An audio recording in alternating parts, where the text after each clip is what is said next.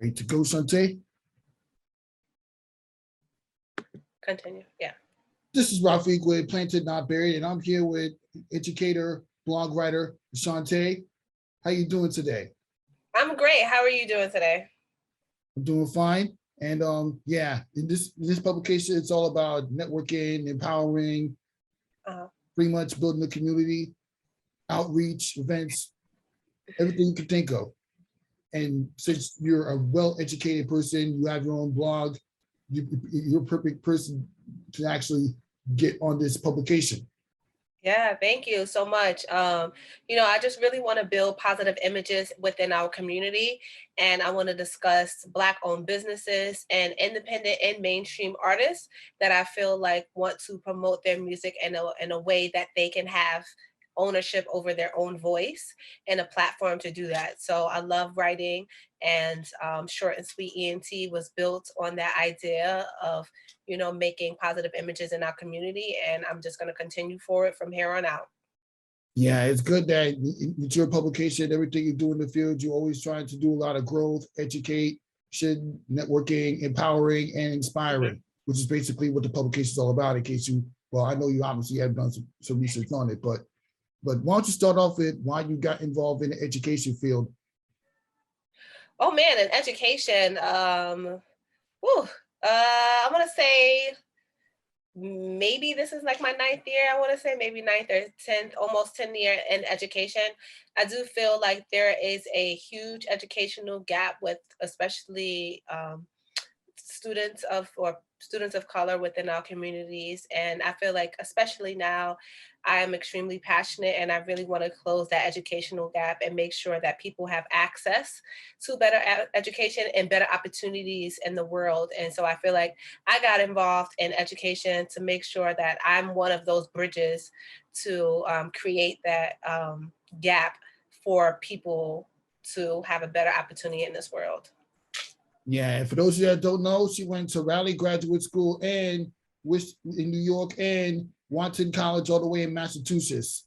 I mean, you pretty much studied a lot. You studied African Americans, dystopia studies, and sociology. And the education studies really came about when you went to grad school. So when you think about all these skills, like how does that incorporate into being knowledgeable about the education business and networking with many people within your own community as an African American? Yeah, well, for my undergrad, I went to Wheaton College and I double majored in African American studies and sociology. And I feel like those skills, especially specifically in sociology, which is the study of our society and our community, it really helped me figure out exactly which communities I feel like needs the most support. And unfortunately, we are in a society where the African American, children of the world need the most support. And I took advantage of that when I had the opportunity to become a teacher. And I love what I'm doing. In terms of African American studies, I've really learned a lot about our history. And I learned, that our past shouldn't define our future. It shouldn't define our present time as well. And I really wanted people to understand that the things that we experience as a culture, yes, it happened back then, and it's still unfortunately going on with the day-to-day things that happen with racism and unfortunately things that we face as a culture. But I do feel like what's at core and to help us bridge that gap once again is education, especially with the laws that are happening. If you don't know the rules, if you don't know your rights, if you don't know these certain things, you can be in a position where you feel like you are isolated and you can't advocate for yourself. So I want to definitely promote that education is the best way for me and the best way for, I feel like, once you get to a certain age, yes, you can make that decision if you want to continue on your education and further on with grad school and masters and PhDs and et cetera and et cetera. Double masters, people have double PhDs, but I feel like it's crazy. I'm like, oh my God, education, can go on and go on. But I feel like, especially for me, I'm a person who is a person who seeks knowledge and grasp it in a way that helps me move forward. And I feel like that's given me skills to give to my students, making sure that they understand that this is to help them become better people. And the funny thing about being better people is you're not just teaching kids like the basic subjects in math, reading, writing. You also teach them how to become a dancer and cheerleader. And I understand in your background, you had a dancer and theater background, so many different ways, especially from Alley School. Like, why don't you describe that whole experience going to Alley School, being a dancer and educating the younger generation how to become the next hip hop dancers that we see. Well, I'm not the best dancer in the world, but I pride myself on having the ability to have rhythm. And when I was in college and undergrad, I think some people take off that time in the summertime to just do whatever they want. You know, we work hard when we're in college, and you want those summers for yourself to either travel, relax, or do whatever that you wish. And I was at a point in college, in undergrad, and my freshman year, I didn't want to do anything. I wanted to relax. I wanted to just hang out and just kind of rest. I spent the year working hard. And then one of my deans introduced me to the world of internships, which is still prevalent to this day. But he said, you know, he sat me down one day and said that the summer shouldn't really be a waste, and that you should be able to explore you should be able to do what you're doing and learning in school and explore different options in the summer and continue that. So we had a serious meeting about what my passions was and where I wanted to move forward in. And I told him that I love dance. We went through like all of these different companies, and I love Alvin Ailey. And so I applied for an internship there. And I was so fortunate to be selected to do a summer program with them in arts and education, and it's called Ailey Camp.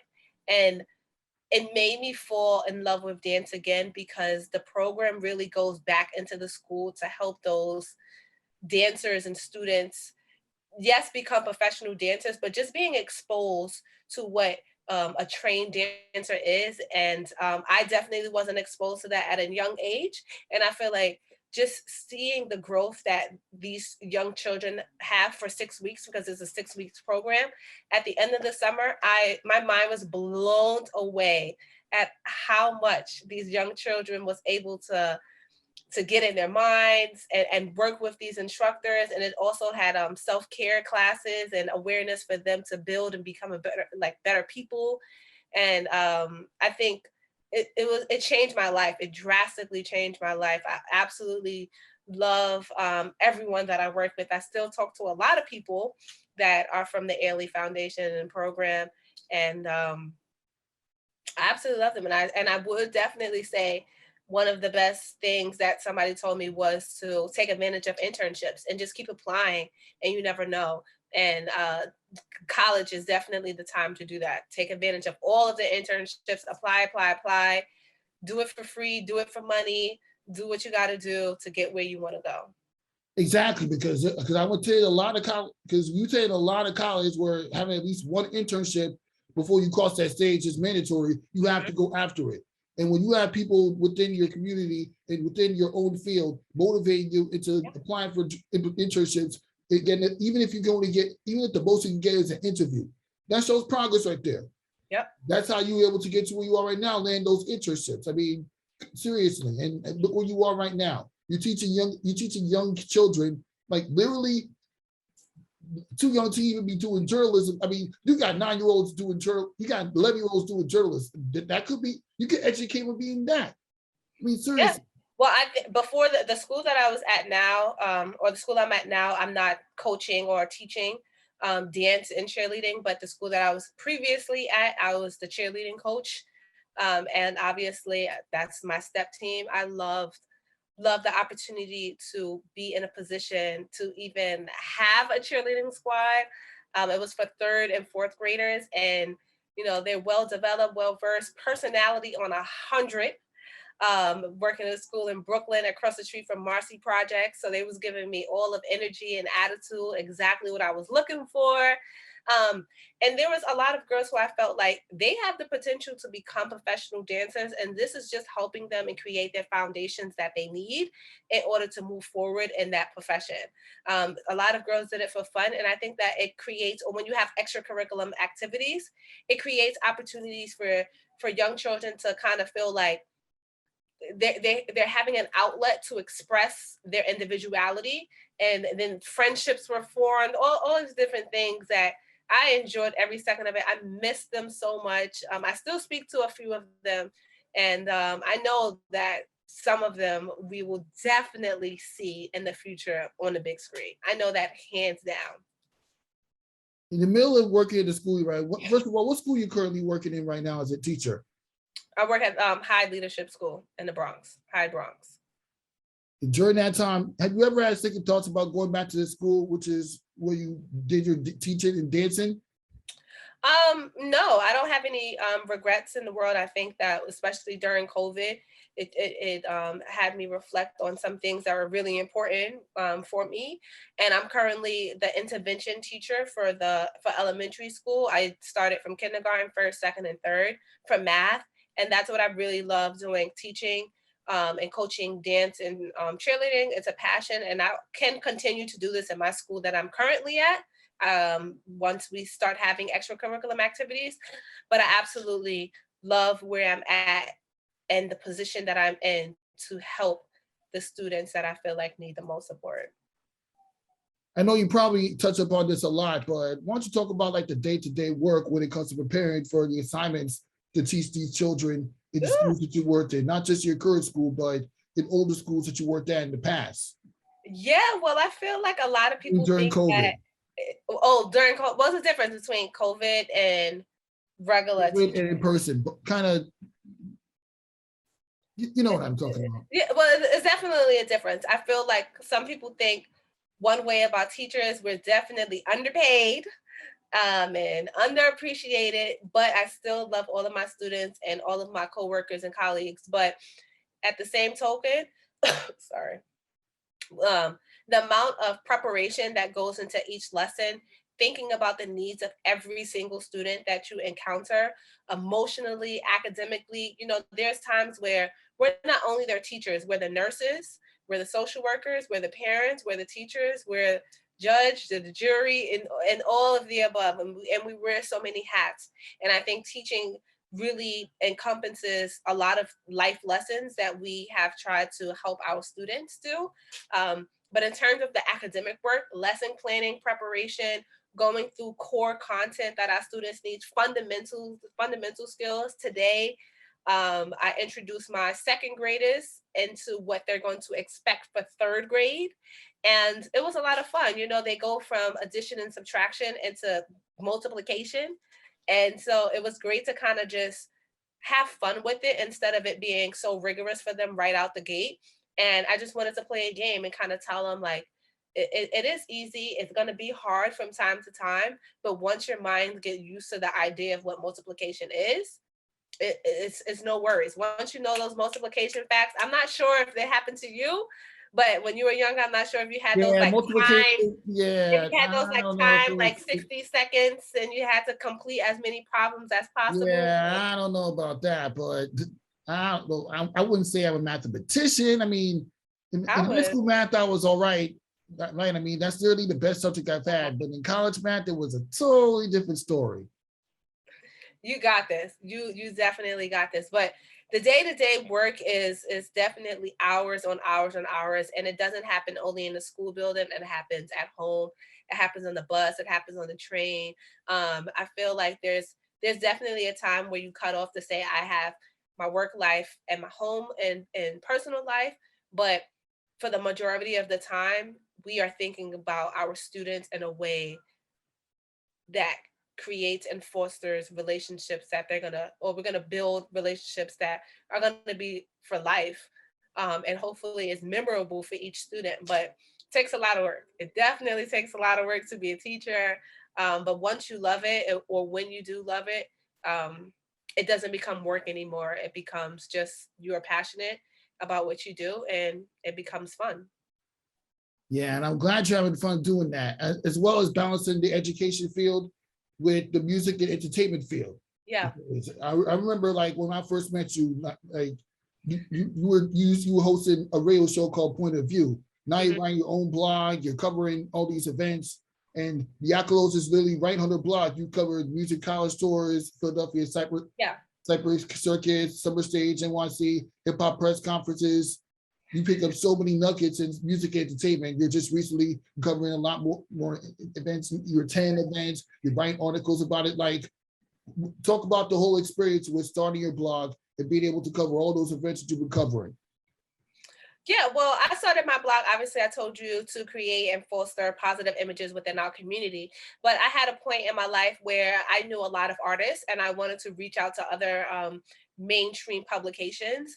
And, you know, when one door closes, another door opens. And I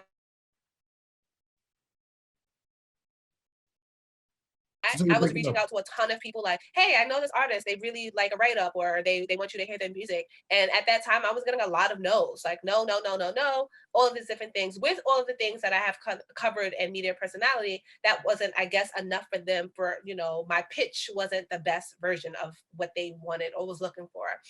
And so at that time, I took all of the no's that I got and I turned them into yeses. And I just thought that if I created my own platform, I can write about whoever I want, whatever type of music I want, promote whatever type of event that I go to, and do exactly what the people who told me that I'm not good enough to do. And I can prove them either wrong, and I can not prove myself wrong because I knew that I'll be really great at it, but just continue to create, you know, Sorry, there's a connection there. businesses. And that's kind of how I got into it. You're breaking up. Sorry about that. It's just a little bit of connection. You good now? No worries. All right, so try to continue what you're saying. Yeah, so all of the no's kind of turned into yeses for me, and it motivated me and drove me to the point where I wanted to have my own platform where people can come and express themselves openly and freely in a positive level. Absolutely love that. I think, you know, sometimes people are saying, well, writing is easy. It's not. You are trying to formulate a story and you want other people to know that story and where you're coming from. And we are in a society where everything is, you know, a hot pocket. You put it in the microwave and you're done and we move on to the next day. But I really want my stories to last a long, you know, last a lifetime, because, you know, we have generations that's going to come after us that I do want people to know who we listened to and before they got there. And then, you know, the generations go on. I want these names to continue to last, and I want my blog to continue to last. And I want people to keep coming back to it to try to figure out who those Shauntays and who those Jarus are, and who yeah, especially since you had DJ Love, Styles P and Leah Robinson and Vina Love on your show Point of View back when you was doing hip hop Point of View. But yeah. Yeah, and those were great legends to interview and be just in that energy of Styles P and Vina Love, and being in that energy to hear their stories and their journeys, what they had to do and for their music industry. Recently, as you know, like I said, I went to SelectCon, which was produced or presented, sorry, by United Masters. And it was an opportunity for me to hear, or one of the best things that I heard, especially came from DJ Drama and Jim Jones, with just reinventing yourself, making sure that you are in a space where, you know, you are considering your future and how you can be productive your whole career. I think those are some like key points that they discussed. And if you want to hear more or read more, please go back to my blog and see it. And short also and sweet entertainment. Yeah, because literally in your articles, you keep it short and sweet when you're writing. Yeah, so if you want to go back, you can live stream it to watch it, and if not, you can definitely go read it. That's the best thing to do. But yeah, I think that event was a great event, and the knowledge was through the roof. Yeah, yeah, it really is through the roof. But I mean, I know you probably touched upon this a lot, but why don't you let the people at Planted Not Buried know, why should the people that read this article be invested into your blog? Well, The reason why you should be invested in my blog, first I would like to say culturally we are in a society that promotes a lot of negative images, and that is something that I really want to highlight, is that we want to see how bad somebody is doing. We want to see the worst in people, and that drives us. And I really want to switch the narrative to make sure that we are promoting and seeing those positive things, seeing the great things, the proud accomplishments, the accolades that drive people to move forward. So I definitely feel like you should be reaching out to me if you want to promote yourself and your music. And yeah, come rock with Short and Sweet ENT, because I'm gonna keep it short, I'm gonna keep it sweet, and I'm gonna put your music out there. I'm gonna put whatever your black owned business out there in a way that you want your story to be told. Okay, now to elaborate a little bit on that, that's pretty good. But why don't you walk me through how your networking skills when going to events, whether it's hip hop events or networking events and job search events, like how you describe your own networking skills? Oh, networking skills, great question. I feel like it varies, because I feel like you have to be able to kind of read the room, right? So if you and again, it varies between what event that you're going to. I previously, as a journalist, do all of my research that I can do prior to going to these events. So if it's a music related event, I'm going to listen to all of their music. I'm going to make sure that I know their bio. I'm going to be making sure what they're listening to, X, Y, and Z. And then while I'm out there, if it's a concert, I'm trying to figure out if the fans are rocking with your music, what's their favorite song. So it's just basically networking to see and kind of hearing why people came out in the first place. If it's a black owned business that I'm going to an event, I definitely want to see like what they're selling, what their product is. If I'm going to try the product, how well they're going to communicate to the community and give back to them. And so I think it varies between different things, but I think what matters the most is not about being the most outspoken. It's not about being the most noticeable. It's not about doing, the extra to get the interview. For me, it's about truly being yourself and knowing exactly what your goal is, and that's what's going to make you win, and especially it's going to make you network in order to put you in the circles that you need to be in order to win.